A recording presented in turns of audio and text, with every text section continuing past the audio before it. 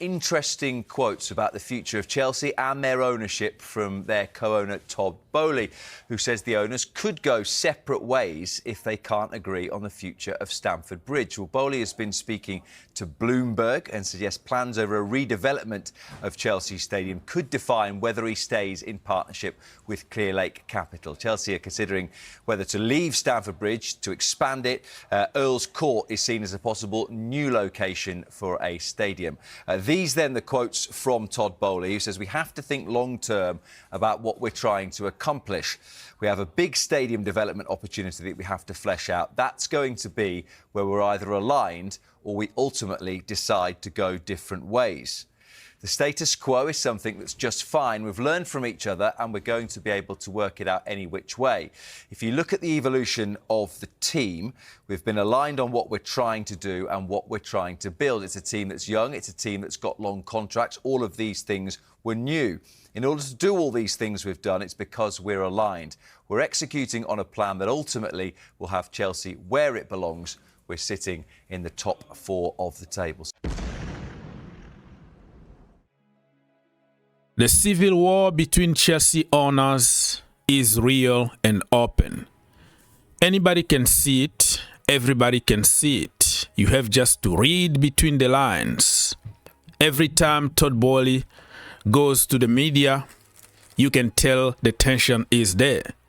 And when Iqbali and Feliciano from Clearlake Capital, they go to the media, you can immediately tell that they don't have the same target. Todd Boehly wants to make Chelsea great again. Big project, big stadium, because we are self-founded club at the moment. We don't have an owner who is spending money for the love of the game, for the love of the club. We have to find our own money.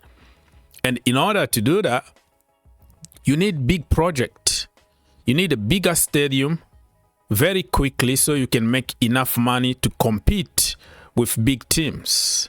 But for Clearlake and Iqbali, they want the youth project only and flip them and make money immediately. They don't really care about Stamford Bridge or anything. They just know that they're going to make money anyways. So you believe on whatever you want to believe. But today, Todd Boehly came to the media and said something that you have to be intelligent. You have to be thinking outside the box before you understand what he's trying to do or what he's trying to say. My name is Ogs, your own brother. Don't forget to like, subscribe, share, comment down below. Take 1 second only to help the channel and it will be much appreciated. John Terry been having fun. I don't know where or what party is dancing on some African sounds here somewhere. You can tell. I don't know.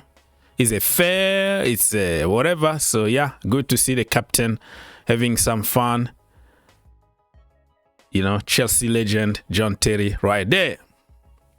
Now let's go back to Chelsea civil war and stay until the end because we have so much to cover, including transfer news and all that.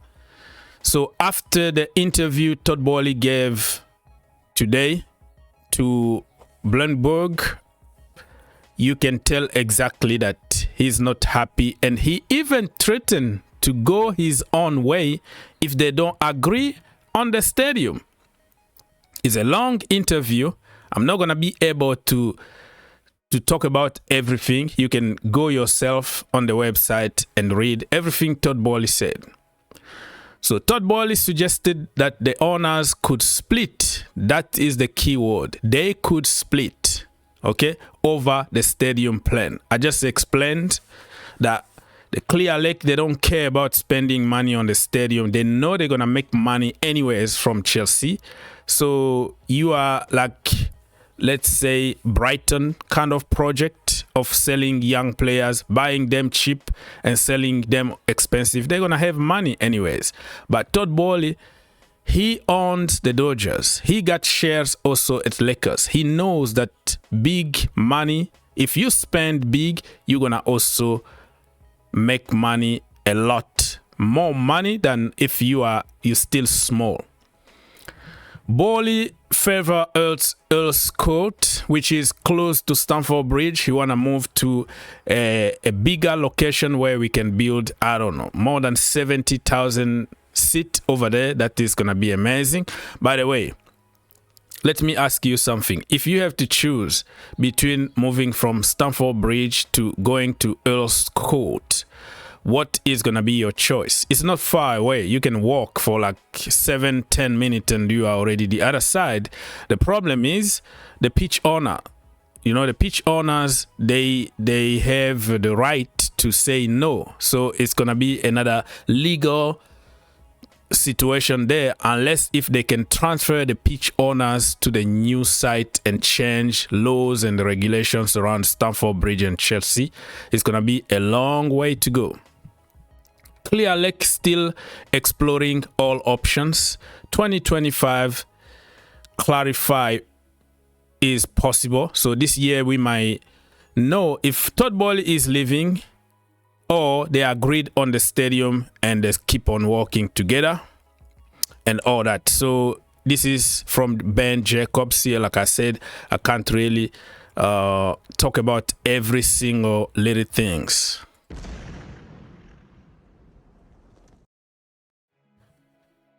Moving on. So, Nizer Kinsella is just repeating exactly what I just talked about for the last 5 minutes or so. The main point is, he said that when he talked about Stamford Bridge at the new stadium, that is where either we align or decide to go different ways. All right. So if you're going to tell me that there is unity between the owners, there is not. Todd Boehly again. What been written and talked about in the media basically is much more of drama than actually what is happening, because they have a project for 16 to 20 years. Of course, he's not going to tell you exactly that the house is burning. He's keeping everything, every dirty laundry in the house. He's not going to come and try to devaluate Chelsea in public. But if you read between the lines, they don't like each other at all. Man, Robin. This guy used to be at Chelsea, just in case you don't know, before he moved to Real Madrid and then moved to Germany to play for Bayern Munich. He only does the same thing. He cut inside, take an early shot, always bottom corner or top bin, or he's gonna cut it to somebody else in the box. Same position from the right hand side, you know, right winger with left foot.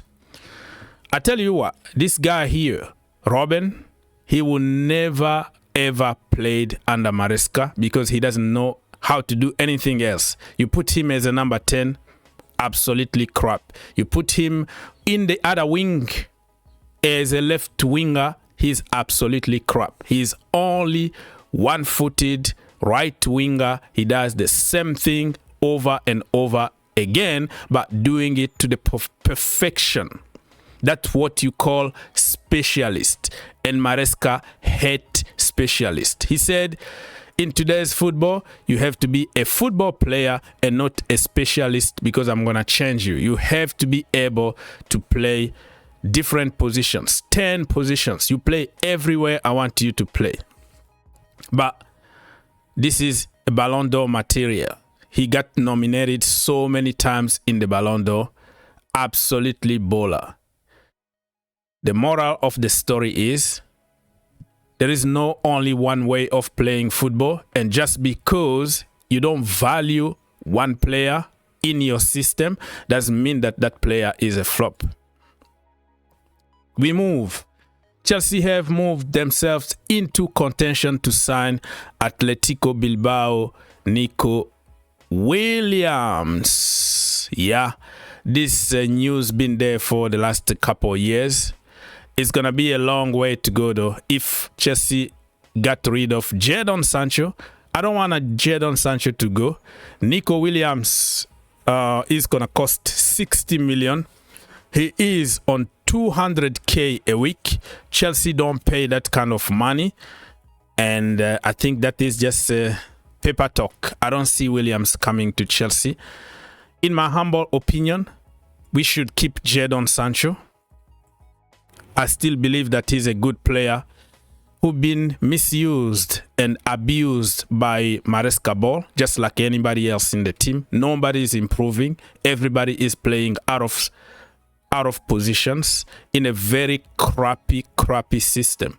I blame the manager instead of the players, because you don't tell me that 25 players in the squad, all of them are bad, and you just looking for particular players to fit your one-dimensional system. No.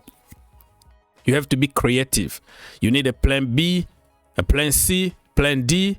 Just mix it a little bit and see if it's going to work or not, instead of pointing fingers always on the players. So, Chelsea project right now, you see the image there on the screen? That is Chelsea project. And Todd Boehly, Clear Lake Capital, sporting directors, and Enzo Maresca. Look, you got the joke, right? That is our project right there. Look how we are building Chelsea. We are all over the place, from the ownership to the sporting directors to the system that we are playing on the freaking pitch. Chelsea are all over the place. We have to fix this. Happy birthday to Ramirez, one of us, a Chelsea legend. He's only 38 years old, still young, bro. Why did you quit football, man? You could have been making a lot of money somewhere, you know? Qatar, Saudi Arabia, MLS. You're still young. You still can make crazy money somewhere, bro. I think this is like my favorite Chelsea goal in the Champions League, okay? In the Champions League. I can find some beautiful goals in the Premier League. That is another story. But in the Premier League, this goal that he scored against Barcelona in the semi-final of the Champions League, the year that we went to win the first Champions League, that goal, oh my Lord. Happy birthday, brother. Happy birthday, Ramirez. GOAT, recognize GOAT. Aaron and John Terry. John Terry sent some congratulations to our girls yesterday for an amazing comeback and the header in the added time, 90 minutes plus one. What a header from Aaron. And that was the win for Chelsea against Manchester City yesterday in the Women Super League. Let's call it Women Premier League for many people to understand.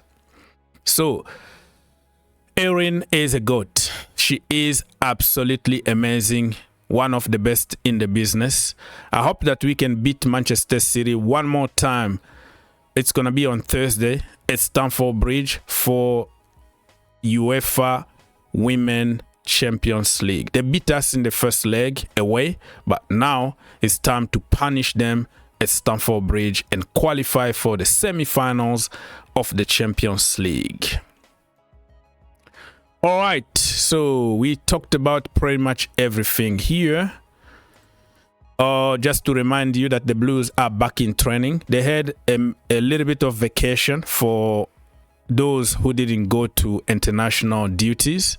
So you can see KDH here, Badiashile, Nkunku, Tosin Adarabiayo, Malo Gusto, Jadon Sancho, Trevor Chalobah, Lavia, you know, all of them are back in training, so we can start preparing for the final sprint. Yeah, because it's gonna be very, very tough.